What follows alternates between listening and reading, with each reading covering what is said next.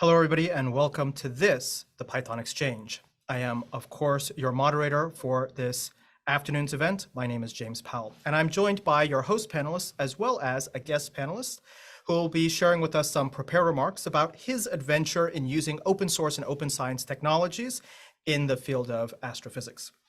Before we get started, I want to give you one or two reminders. Number one, there is a newsletter. If you're curious about keeping up to date with all of these events and everything surrounding this community, we encourage you to sign up for our newsletter. We'll share a link for you. Two, there is a website where we post all of the videos for the session. So if you see something today and you're like, oh, I really want to remember what they said, I want to share this with my colleague, well, the videos for today's session will be available after we adjourn. To know when the videos will exactly be available, well, you could sign up for the newsletter and we'll let you know in the newsletter when those will be available.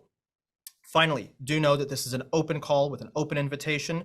And so as part of our Q&A portion, do note that anything that you share in the chat will be visible to others. There is no guarantee that those on the call have clearance, and so be careful about what you share. With that said, I want to take just a moment to allow our host panelists a moment to introduce ourselves and for us to give our guest panelist a moment to introduce himself as well. And as is our custom, we're going to do this through our exercise, Ask Me About. Here's how it works. We want as many of you as possible to consider joining us as a host panelist. And what you can contribute to this group as a host panelist is you can say, I have my narrow corner of the world where I really know what's what. I've been putting a lot of effort into this. If you have a question about this topic, ask me about it. I'd love to tell you more about the use of JavaScript for creating front ends. I'd love to tell you more about how things like Python really stack up against technologies like IDL. I'd really like if you could ask me whether or not open file formats really make a difference or whether proprietary file formats are still the name of the game in a particular field. And so with that, why don't I do the following? I'll share my screen with you. Behind me, you'll see my screen. I'll hide in the corner here, and we can go through all of our guest and our host panelists. We'll start off with our host panelists. I, of course, am James Powell. I represent Don't Use This Code, which provides a lot of training services to the National Lab System. Together with my colleague Cameron Riddell, we are also working on a NASA grant to help educate people in NASA as well as the National Lab System in open science practices.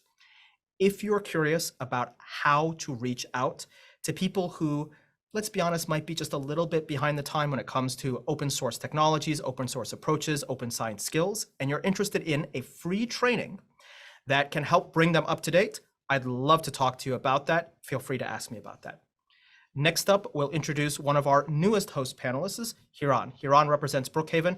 Hiran, somebody joining this call, what could they ask you about that you'd love to tell them about? So I, before joining Brookhaven, I worked in quantitative finance, and that's when I kind of started like really seriously using Python. And after that, now I'm doing completely different stuff, but still in Python. So Python is a very general programming language. So I would like to answer anything about Python, basically. Fantastic. Let's move on. Next up, we have Tani Chavez representing Lawrence Berkeley National Laboratory. Tani, if you'd like to introduce yourself and share with everybody what you'd love to talk to them about. Absolutely. So I'm a computational research scientist at Advanced Light Source. My background is in electrical engineering, but I have done quite a bit of data science and analysis. I would love to hear questions about how to make machine learning a bit more accessible to a larger audience, how to pack it, how to present it so that more people can make use of it. Fantastic. Moving on. Dan Allen is joining us also from Brookhaven National Laboratory. Dan? Yes, lately I've been thinking about the world with one foot in NumPy and another foot in web technologies. So I'd be happy to chat with anyone about how to move scientific data structures around between labs, between research groups. Joining us today is our guest panelist, Will Barnes, who's a research scientist at NASA Goddard. Will, if somebody wants to follow up with you later, what would you absolutely love to take your time to tell them about, to talk to them about? Sure, yeah, and I'd be happy to talk about sort of anything related to the scientific Python ecosystem, particularly the kind of astronomy side of that, as well as sort of growing and nurturing open source communities. And I'll have some more comments about that later. Fantastic. In fact, we can't wait to hear some of the prepared remarks you have. why don't we do the following? Let's bring you up on stage and have you share with us your prepared remarks. After that, we'll take some Q&A and open it up for general discussion, and hopefully we'll get some questions around the topics that we've seen so far. Will?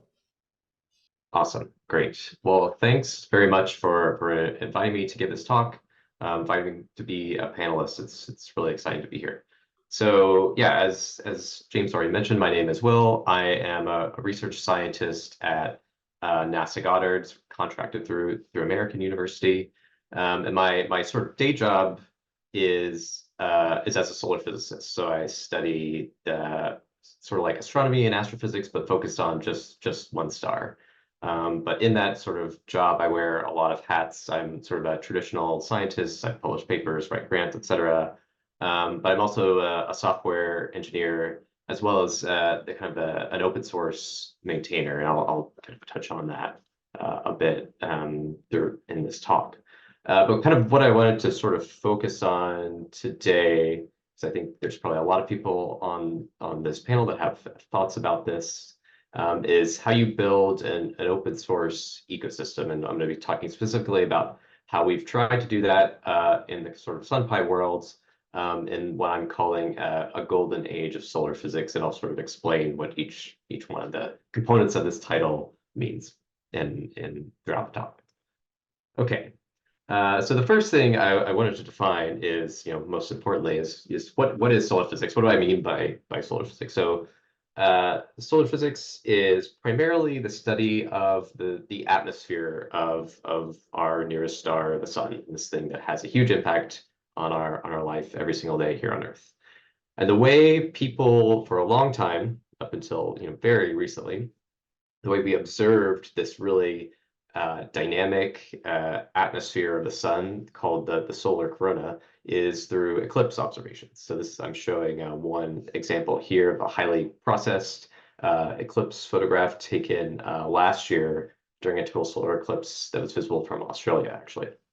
And what you can see is, this looks a lot different than the kind of sun we could see with our naked eye when we look up at the sky. There's all this structure. There's these things that sort of seem to shoot off towards the side of the screen. There's these loop-like structures. And there's so much detail here that we can't see, with just our naked eye when we look up at the sun. That it's not just this, kind of flat yellow disk not doing anything up there in the sky. And so this is what we think about as solar physicists. What's the physics going on in the atmosphere of the sun, and then in particular, what can that tell us about other stars in our universe, or how our sun impacts the Earth through things like space weather. And so I'll just my obligatory advertisement for the total solar eclipse in a little over a week and a half from now on April 8th.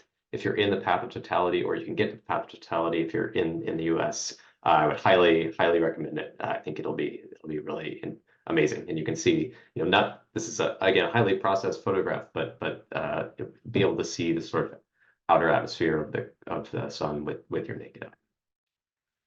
So thankfully, we live in the sort of space age, and we're now not limited to just studying the atmosphere of the sun through eclipse observations from the ground. We can use satellites to study our sun. And so what I'm showing here is a composite of 3 different observations from 3 different instruments. So this central one that shows the kind of bright solar disk is from a spacecraft called the Solar Dynamics Observatory. What you're seeing is this massive eruption off the edge of the disk. It's called a coronal mass ejection. And then what you see is it sort of propagates through these different instruments. So you see it kind of blow off in the kind of zoomed in view, and then it propagates throughout what we call sort of interplanetary space, or the heliosphere. And these are the kind of events on the sun that can have a huge impact on our life here on Earth through what we call space weather. They can have huge, electromagnetic disruptions here on Earth. So as solar physicists, we're interested in studying, how, when, why these eruptions happen, both from just a pure scientific perspective, but also a very practical perspective. We want to be able to predict when these events happen, because we want to be prepared for when they do happen. here on Earth. So I guess what I just want to make the point that we have these kind of suite of spacecraft in the sort of modern era that allow us to have these really amazing views of what our sun is doing all the time. So in addition to looking at these huge structures that erupt off the sun and can potentially impact the Earth, we also can take a really zoomed in view and look at these much more quiescent things that are happening when the sun isn't blowing off these huge coronal mass ejections. There's still really interesting physics going on. So what I'm showing here is an observation from the same satellite, the Solar Dynamics Observatory that I showed before. But what I'm showing is just one of these tiny little knots of magnetic field. This is called an active region. And if you looked up at the sun and you could see kind of the flat solar disk, this would appear as a sunspot, in sort of visible light. But once we go to these extreme ultraviolet wavelengths, what happens is you see all these kind of loop-like structures that move around and are heated and are cooling. By looking at the sun and all these different wavelengths, we can really start to see how dynamic and how structured the atmosphere is as a result of the complicated magnetic field that drives a lot of this behavior on the sun. So lastly, I just wanted to point out that what I've shown so far were just images. So they're all sort of images taken at particular wavelengths. You can think of sort of smashing a bunch of wavelengths of light together. But a lot of the kind of really detailed physics that we can also learn is by making spectroscopic observations. And what by that I mean looking at sort of the sun at very different wavelengths. So what I'm showing here is the image on the right is changing as a result of scanning through a spectral line profile. So I'm seeing light emitted at different parts of the atmosphere, and this is from a spacecraft called the IRIS spacecraft that looks at a lower part of the solar atmosphere. And what you can see is that as we scan across these different wavelengths, we reveal very different parts of the solar atmosphere. And so I'm kind of showing all these things to sort of make the point that we have a lot of different data sources as solar physicists to work with and to sort of learn about the sun from. And some more complex than others, some larger than others. And so I kind of wanted to use all this to sort of illustrate, what on a daily basis, what do we as solar physicists do? Well, I mean, this kind of workflow looks a lot like a lot of scientific workflows, right? We start with asking sort of what I call a physics question. This could be like, how does something that's happening in the magnetic field of the sun, how does that impact the temperature of the plasma, say? And then we want to say, okay, to answer that question, I want to look at some event that's happening on the sun or some specific chunk of time to try to answer that question. And to do that, often I need to combine data from many different observatories. The power of all of these observatories that we have is that we can combine them. They have different strengths, and I can combine them to sort of answer this scientific question. But to do this requires several different steps. First, I need to go looking for this data. I have different agencies or different institutions that might host this data, and I need to go looking for it. Then I need to download the data. I need to bring it down or bring it to a place where I can start to do work on it from wherever it's being stored. I need to then put it in some sort of box that allows me to work with it. So usually, of course, this data often are stored on disk. I need to load them into memory, say, on a computer, or maybe into some sort of data structure so that I can start poking at it. And I might need to transform this data, especially if I'm trying to combine different data sets. Maybe I need to rotate one relative to the other or downsample one to the resolution of the other. And then lastly, once I have my kind of cleaned up, combined data product, I want to analyze it. I want to do something to pull out the bit of information that allows me to answer the scientific question that I'm asking. And then, because we're scientists, after we do all this, obviously we publish a paper. And then the last step is, of course, we profit. So there are a number of challenges in each one of these steps that I've outlined. And I'm sure these are, again, common across many different scientific disciplines. So the first one is that in the field of solar physics, these data are spread all across many different data sources. So we have many different data providers, different institutions. It could be NASA, it could be NOAA, it could be a particular university that launched and built an instrument, and then they are tasked with distributing the data. These data are often very large. So, for example, the Solar Dynamics Observatory, those images that I showed you before, one of those images, uncompressed at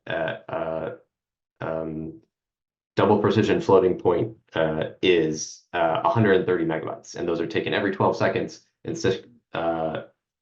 8 different wavelengths. So you can start to see how we acquire a lot of data very quickly. These data are often very heterogeneous, so as much as we strive to follow a consistent standard for things like metadata, this often in practice doesn't happen. This presents a lot of challenges for us as the end scientists trying to combine these data sets into one kind of into one data set.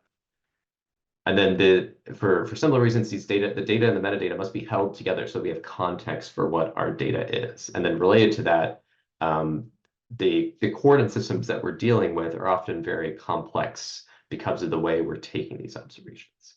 And so I think that the solution, obviously, to a lot of these challenges is that we have software to deal with all these things, right? Or we have infrastructure to deal with all of these challenges. And in solar physics, the kind of the go-to software solution has been something called IDL. I suspect many people are familiar with IDL. It's called the Interactive Data Language. It's a sort of an interpreted proprietary scripting language that's been used heavily in astronomy for several decades, as well as in solar physics. On the solar physics side, we have something called solar software, commonly referred to as SSW. And you can kind of think this is sort of like the one-stop shop solar physicist toolbox. It has it's built in IDL. It has everything you need to do solar physics.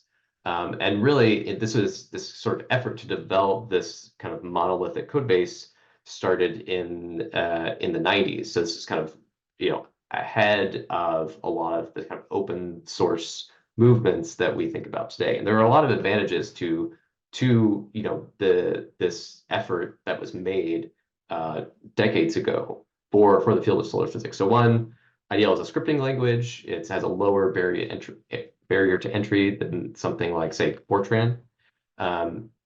Despite IDL, the language being closed source and proprietary, SolarSoft or SSW is freely distributed and it's freely available. So that code is not, despite we can get into the implications of it actually not being licensed, but it's made freely available to the community. It's also been historically centrally distributed by one or two institutions. So there's been an institution that sort of controls how things like updates are pushed or how code is ingested into this monolithic repository, which is great and was much less common, in the early 90s. And again, like I said, there's sort of everything you need in one place to do solar physics. I don't think it really needs to be said to this crowd that there are a lot of disadvantages to this approach as well. So the obvious one, IDL is proprietary language. That presents a lot of barriers to many people. There are licensing fees, which is a non-starter for a lot of people, and it's just inconvenient at the very least. One of the problems with SSW is that there's no coordinated development. So code goes in to this big box because someone needs it, and that's about where the justification has to stop. That's all the justification you need. There's no thinking about like, is this duplicated? How do these things work together? It's just sort of a grab bag of useful code. There's no test or documentation, and there's also no clear path to contribute. So this is very much not. It may be open source in some sense, but it is not openly developed. And so it's just a screenshot actually of what the landing page for SSW looks like, and there's a way to download the data by tarring it all up in a tar file, and you can select which packages you want, and there's no need to really get into that.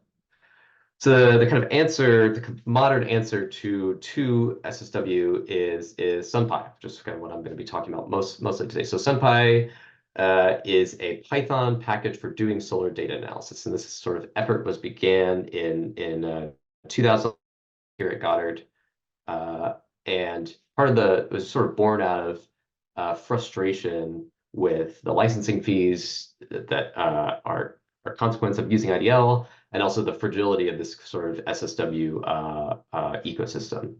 There were some early attempts at using GDL, which is sort of it's an open source IDL equivalent. It's called the GNU data language, but quickly that was abandoned in favor of Python. As you know, that kind of 2011 was really when the SciPy sort of ecosystem was really starting to spin up, and there's a realization that this is something that could be built upon very heavily.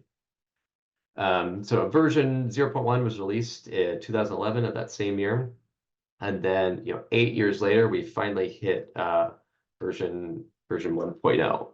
And as part of that, we published a paper that sort of outlined what is the current status of the project. Here are the new features, sort of this part of this 1.0 milestone. And currently, it's just sort of a sign of how popular SunPy has become within the solar physics community. This paper has over 200 citations, and that may not seem like a lot to certain fields of physics, but this is actually quite for a paper that was only published about 3-4 years ago. This is quite telling in solar physics, and really is a good way for us to see how many people are making use of this ecosystem in their research. When this sort of SunPy movement first came about, which I started sort of graduate school and entered into this field several years after this, but there was a lot of skepticism about moving from IDL to Python, just because there's been so much heritage sort of software built up in IDL and in the solar software ecosystem. But these days, SunPy is really the default choice, and especially for new graduate students, postdocs, early career researchers who are coming in. A lot of them have experience using Python, either through their coursework or other research that they've done. They don't necessarily have experience using IDL. And I think because this SunPy package and the ecosystem, which I'll talk about in a little bit, is so much more mature, these days it's a pretty big selling point for people that are coming fresh into the field. Again, one of the advantages over kind of this older system is that SunPy is open source. It's most importantly, it's openly developed. So all of our work is done openly on GitHub. Our decisions are made on GitHub. Our governance model is open, and we have a variety of channels of communication for users to get in touch with developers and to sort of close that feedback loop. And then it's likely obvious, but all of our code is kind of built on top of the SciPy or PyData ecosystem.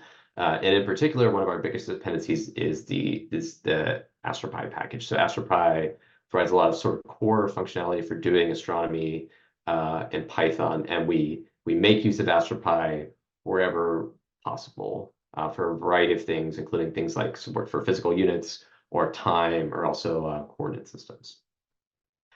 And so I just wanted to sort of a brief aside on sort of my journey into this. So I started graduate school in 2013 in solar physics, and around 2014, as evidenced by this old mailing list post that I found the other day, I discovered SunPy. And so I've because SunPy was a sort of an open community and advertised itself as such, I got in touch with the kind of people in charge of the development at that time, and just said, this is the thing I want to do. It's related to my research. Are you doing this yet? Can I help? And the answer was yes. Unfortunately, this proposed project that I had is still largely unfinished and is sort of an ongoing project. But I just want to sort of make the point that like building open communities is hard, but you reap the benefits sort of over time. So what is SunPy? So SunPy provides sort of, again, this sort of core functionality for doing solar physics. And those really consist of, this same sort of areas I hit on before, the ability to download data, the ability to stuff that data into a container and work with it. And then what's really important for us is doing coordinate transformations. This is important because we're often taking data from very different perspectives relative to one another. So if for example, two observatories are at different points in their orbits around the sun, we need to do some sort of transformation between those if we want to think about the same feature on the sun as observed by these two spacecraft. So these are the three primary areas that SunPy is sort of focused on. But SunPy is more than just the sort of Python package.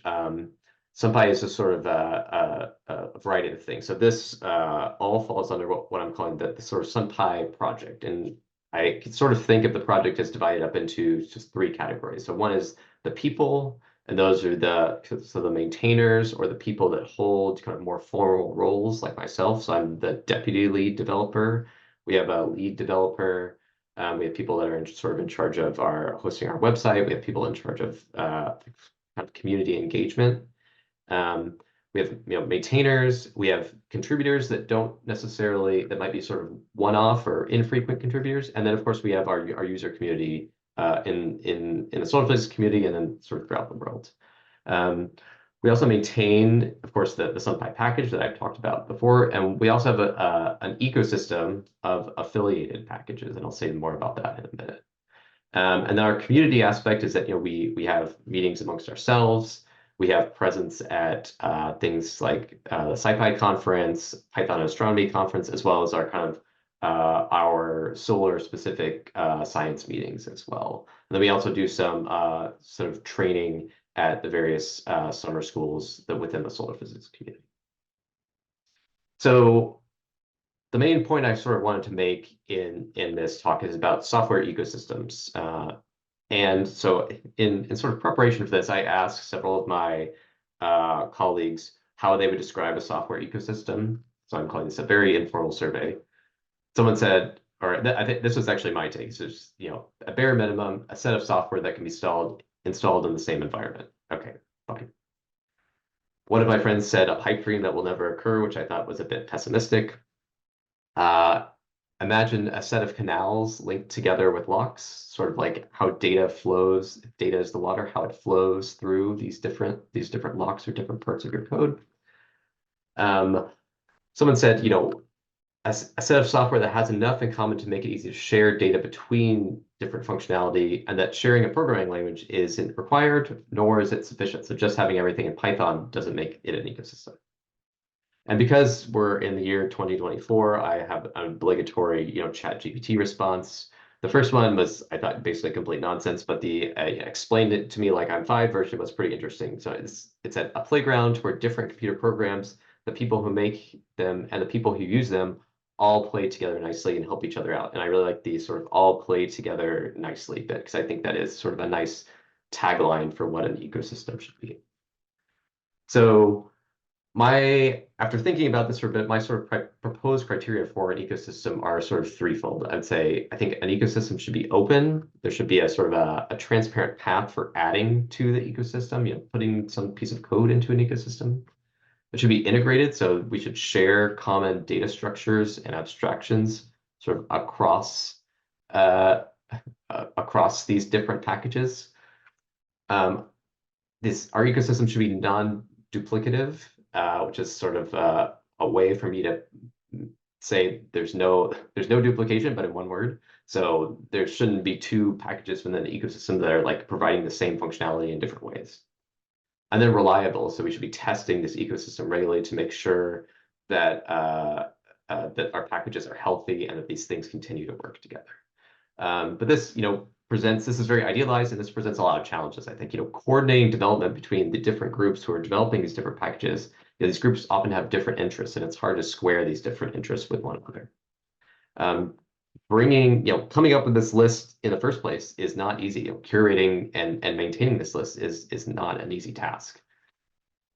Again, maintaining the health, how do you ensure that packages aren't sort of quote unquote rotting, or that you have a set of maintainers for each of these ones. And so on the SunPy side, we tried to address this through our affiliated package ecosystem. And I'm not going to go through all these things, but we basically have this stoplight system for assessing these different categories that more or less boil down to those points that I just made. And so when someone comes to us with a package, we have a way of sort of assessing, or if one of us within that sort of team of maintainers comes up with a package, we have a system for assessing whether this fits into our ecosystem. And so we do these reviews of our affiliated packages openly on GitHub. So this is just a screenshot of one I did actually just the other day. So this process is transparent and it's done in the open. And so this is just a little infographic showing our kind of current state of our ecosystem. So if you sort of have the SunPy core package in the middle, we have packages for looking at data from specific solar instruments like AIA-Pi or the DKIST package. We have packages for dealing with kind of n-dimensional coordinate-aware data structures, which is this NDQ package, and other ones for adding more analysis-specific tasks as well. And I'll just briefly mention that we're also partnering with Pi OpenSci to sort of systematically sort of redo this affiliated package review system, but the spirit of it will largely be the same.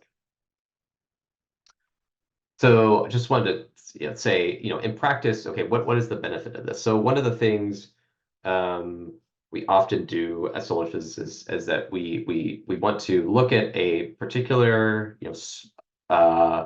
observation, and then we want to track that through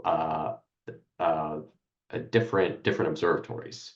So in this example, I'm showing an observation of a particular spot of magnetic flux. So this image is actually the kind of the strength of the magnetic field at the surface of the sun. And I also, at the same time, have a bunch of different satellites that were observing the sun at this moment, but from different perspectives. And so I want to know, okay, what were they seeing when this bunch of magnetic flux was on the surface? And I could use SunPy to sort of download what we call magnetogram data, and then these EUV images, which are similar to the ones I showed before. And I'm plotting these using these map data structures. And a map in SunPy is basically just something that holds the image data with the metadata. That's more or less all it does. And so I can combine SunPy with another package called the SunPy Store, which basically just allows me to search this other data source to get data from a solar orbiter spacecraft. And I can look at, okay, how are each of these observatories viewing this same event?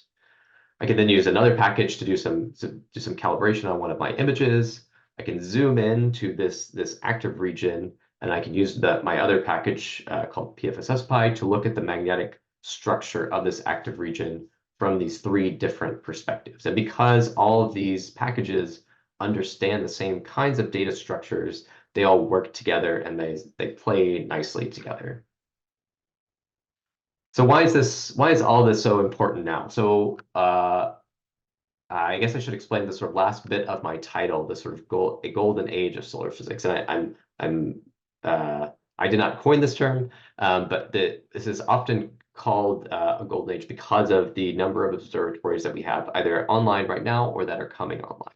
And so what I'm showing here is what we call the Heliophysics System Observatory. So this is showing all of the spacecraft that NASA either oversees or is a partner in that are operating or will soon be operating throughout the heliosphere, which is this kind of You can think of that as the sort of space between the sun and the Earth. And so as more of these observatories come online, we want to use more of them together to sort of answer our science questions. And that really necessitates this ecosystem that all works together. And so I think I've already sort of made this point, but we often want to use these sort of disparate sources of data together. And a few notable ones are Parker Solar Probe, which you've probably heard of, that was launched in 2018 and is sort of coined the mission to touch the sun, because at some point it will sort of fly more or less directly into the corona and burn up. Both Parker Solar Probe and Solar Orbiter have very different orbits from the Earth, so they have very different perspectives. And what that allows us to do is sort of gain this 3D perspective of these features that we're seeing on the surface of the sun. We're not just looking at it from one point anymore. We can sort of combine these like multi-viewpoint observations. But doing so, again, requires an ecosystem that can bring together all these heterogeneous sets of data and combine them into one. Another one that I wanted to point out is DKIS, or the Daniel K. Inouye Solar Telescope. So this is actually, in contrast to a lot of the stuff that I've been talking about so far, this is a ground-based solar observatory. So it's on a mountain in Maui in Hawaii. And it recently came online and will be observing the sun mostly in the visible and in the infrared wavelengths. But notably, it will be producing up to 12 terabytes per day of data. And this data is not only large, it's very complex. So up to 6, these data products will be up to sort of 6 dimensions in some cases. And so this requires a lot of specialized software, and a lot of software that relies both on the kind of our SunPy ecosystem, as well as the kind of larger SciPy and PyData ecosystem. And I'll just point out that one of these packages for dealing with DKIS is part of our affiliated package ecosystem. And then lastly, I just wanted to call out this other mission, which is called Punch. And Punch is observing the kind of space between the sun and the Earth, looking at the structures in the solar wind that impact the Earth. This is a really confusing kind of infographic that I won't claim to fully understand, but the point I just want to make is that they're going to be making observations with four different cameras, and then they're combining data from those 4 different cameras into one sort of end data product. And they're actually using parts of the SunPy ecosystem to do this. So this is, I think, a really nice illustration of how the SunPy community has gone from trying to build a better version of the kind of heritage tools that were built 20, 30 years ago, to now being the first choice of new and operating missions that need to build analysis software and data pipelines. And so I think I will just leave my summary slide here and some like the questions I was thinking about and go ahead and end there. So thanks very much. Thank you for that. We'll open it up for questions now, either from our host panelists or from the audience. For those of you in the audience, feel free to use the chat or the Q&A widget to pose questions to Will. We'll give everybody a moment to collect their thoughts. And I have a question for you, Will, as we wait for everybody else. If we travel back to 2011 and somebody comes up to you and says, great, SunPy, I get it. I understand why you're doing it, but SSW already exists. It's going to take you 10 years to get up to parity. Or is this not just a huge distraction? I know we have to pay licensing fees, but maybe we could just raise more money, or we could just ask them to, reduce the cost. What are you doing to advance the field as opposed to just rebuilding things that already exist? Right. Yeah, no, that is a great question, and it's one that we get, I think, even now to some extent. What is the benefit of just rewriting, software that already exists? And I think the part of the answer is that it's not just translating. It's sort of rethinking how we approach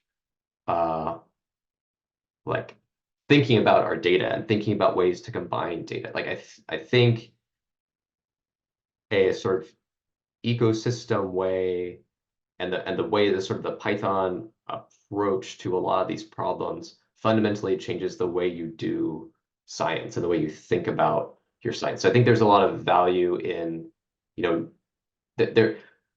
I guess what I'm trying to say is there's not a lot of value in just doing a straight translation from one thing to the other, except, you know, maybe it's okay, there's benefits to it being in Python, but there is a lot of value in like sort of rethinking the way you use software tools to do science. That's a very roundabout answer to your question, but I'm curious to maybe start a little bit of discussion. We have Dan Allen, who's also embarking upon trying to rebuild some of the tools fundamental to his discipline. I could How pick much- up on a piece Oh. of that answer, actually, James, if I may. That you mentioned multimodal at the beginning of the talk, and then again in that answer, we often use multimodal as a driver for why we need to think about our software tools in a more composable way. And in our context, multimodal analysis was not the norm. It's the occasional flashy project. You know, we used 2 instruments at the same time to study this Yeah. sample, maybe even 3. Yeah. Is that, and then we make the argument that that drives a kind of n squared complexity with all of the complications that you listed in that slide, from searching for the data to analyzing it. Is multimodal always the norm in solar physics? And this is something that the older tools also were grappling with in their own way? Or is that a growing concern over the last decade? I think a little bit of both. I think for a long time, people have wanted to combine different data sources. It's just been a lot more painful because there's not been.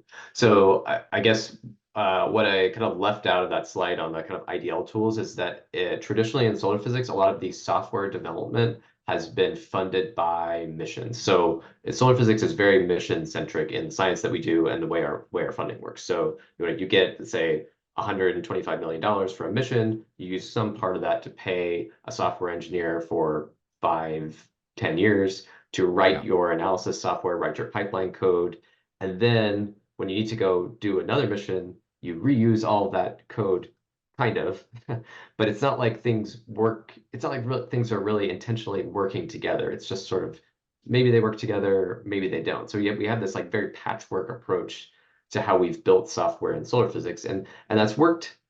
It works okay if your data products look alike, but once they start to not, then it becomes a problem, and you get like those sort of frictions between trying to combine different data from different observatories. Yeah, that makes sense.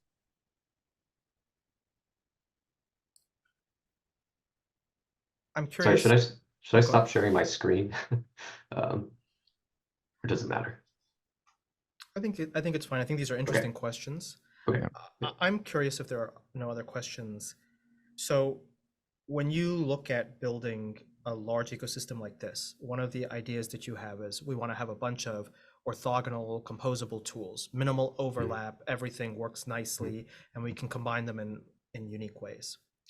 But if you're presenting this to a working scientist, somebody who is not involved in the tool creation, but is primarily a tool user, how do you avoid having them hear, great, this thing's so easy, you can just pip install it, and they hear, wait, what's pip again? And now they go from something that's single click, everything works all in one place, to, oh, and you can even plug in your favorite data source. And they're like, wait, now I have to learn one more thing to even use this new tool. Yeah, no, I think that that has been a hard sell, because like the mono repo or the monolithic code base is appealing for a lot of those reasons, right? You go to one place and it's just there. And similarly, IDL doesn't have this really. I mean, there are versions, but it's not like Python, where it's to move from 3.10 to 3.11 to 3.12. And so I think there has been some frustration with people not fully understanding this idea of having different packages and bringing them together. I think the way, and I'm not saying we've accomplished this yet, I think the way to sell it, or to show them the value in it is through this like this composability idea, that it's easy to sort of swap one thing out for another, and now like you barely have to change any of your code, you're just using a slightly different package. But now this one works for this instrument instead of this other one. But because they all speak the same language, it doesn't matter. And look, you can get your science done even faster and with even less friction. That once you learn this system, it doesn't really matter the components. You already know the components because they all sort of speak the same language. But I totally think it is a hard sell and understandably so. Though I will say that I think especially as more people enter the field, like as early postdocs now or graduate students, they are more comfortable with the sort of scientific Python way of thinking about it, which is, pip install this, pip install that. And so it's an easier sell now than it was before.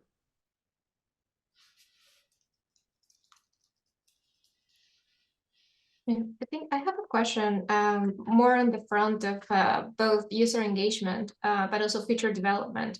Mostly wondering, for example, if you have a new user coming up and they have a very interesting, very cool use case, but unfortunately, let's say that the software infrastructure as it is right now probably doesn't accommodate this use case out of the bottle. So I was thinking right here, if you have maybe some existing criteria in order to decide, okay, maybe this use case follows this criteria, therefore is a new feature, or is it more like a one-to-one engagement with users in order to make this decision? So like, what is the thought process in order to make new features happen? Yeah, no, that is a great question. I think it's a little bit of both, in terms of like a user interacting with the whole community more systematically and versus sort of one-on-one engagement. We try to define the scope of like each one of our packages in our ecosystem fairly tightly. So if a user comes, say, to SunPy and they open an issue or a pull request or something like that, and they say, I want to add whatever this feature that's maybe really useful to a lot of people, but it's out of scope in that package, we would try to like redirect them to maybe one of our affiliated packages or find a place for it to live that is more appropriate. And I think often that interaction does happen like on a one-to-one basis because solar physics is actually a very small field. And so we basically all know each other. And so, lots of us, of course, have friends that are solar physicists, but are not necessarily invested in this like open source ecosystem idea. They're just working scientists. Or I shouldn't say just, they are working scientists. And so, we might encourage them sort of one-on-one also about how to approach this problem. But yeah, in practice, I think it's been a hard problem for us. There's some cases where I think we've done a really good job of like redirecting or of directing appropriately someone's like enthusiasm for adding a new feature that might not quite fit where they thought it would initially, and that being really useful. And then there are other cases where it's not gone so well and someone's felt kind of turned off by this idea of like their feature just not being accepted right away.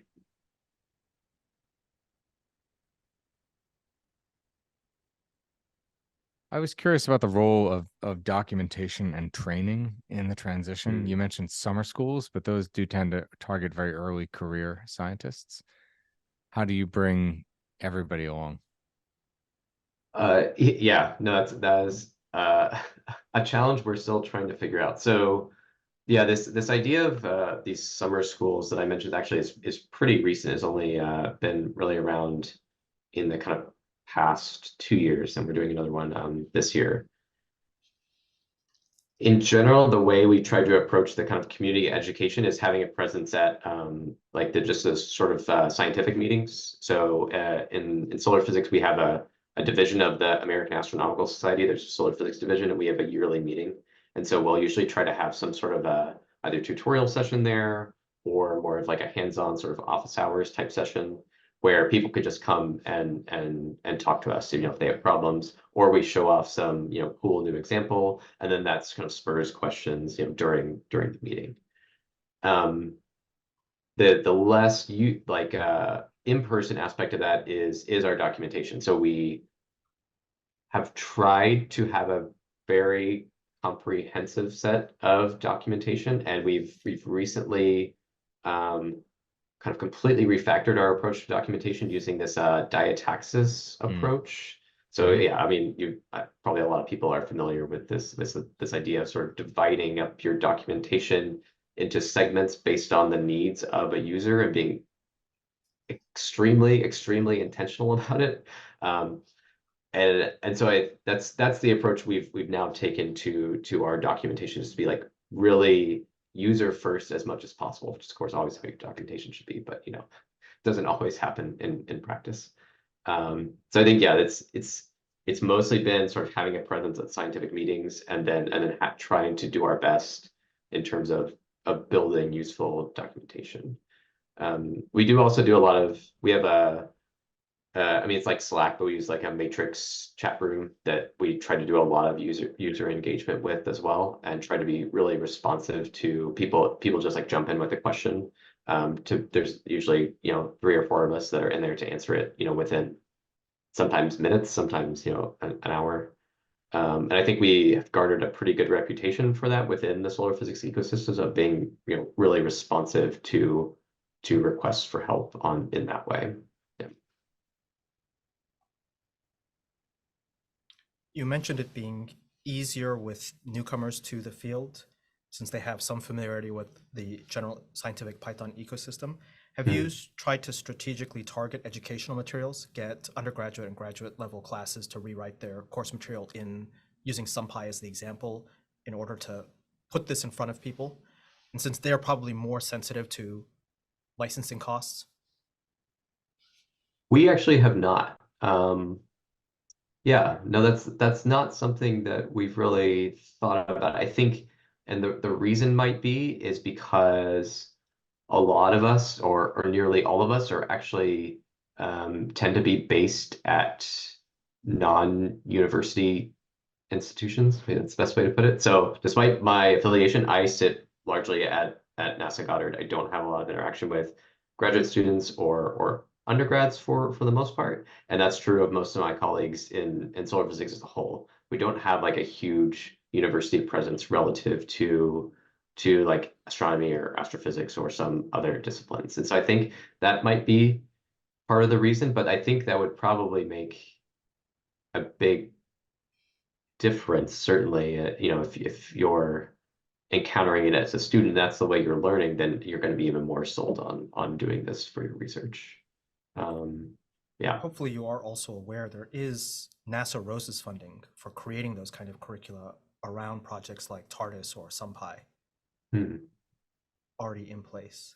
Okay, I was not actually, but that is good to know. Is that part of the TOPS initiative? I believe so, under F14. Okay. Yeah, that is something that is good to think about. Yeah, I think again, largely, I think it's a consequence of where the members of the active members of our collaboration are based. And it's just we don't a lot of us, or most of us, don't have regular interactions with students, but that certainly doesn't preclude us from you know, going that route. Perhaps we'll take one final question and then we'll adjourn. I'll open it for our guest panelists, Tanny, Dan, Huran. Otherwise, I have one final question. Oh, Tanny, I'll let you have this one. Yeah, I think I just have like a general question. Just, you know, generally speaking, what are the next steps? I mean, what is the next thing that you're very excited about that probably is coming down the pipes within SunPy?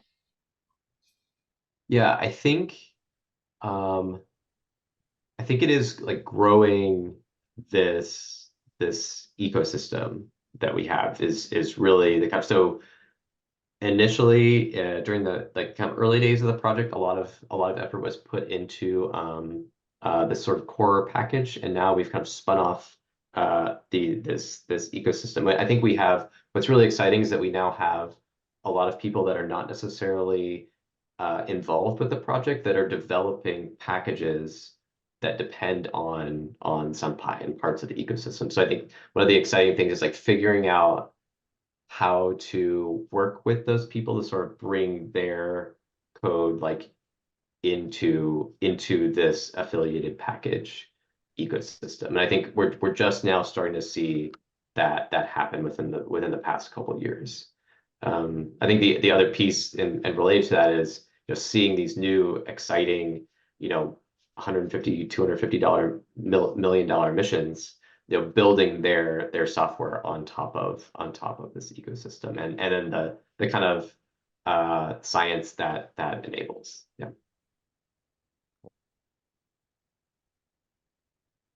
Fantastic.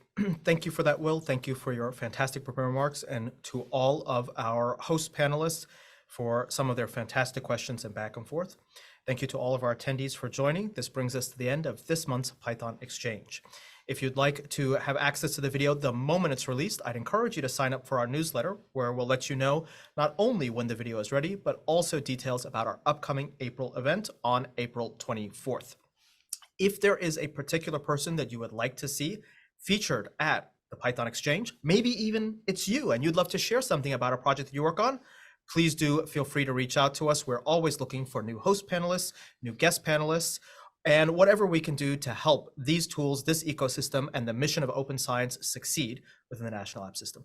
Thank all of you for joining, and we'll see you all next time.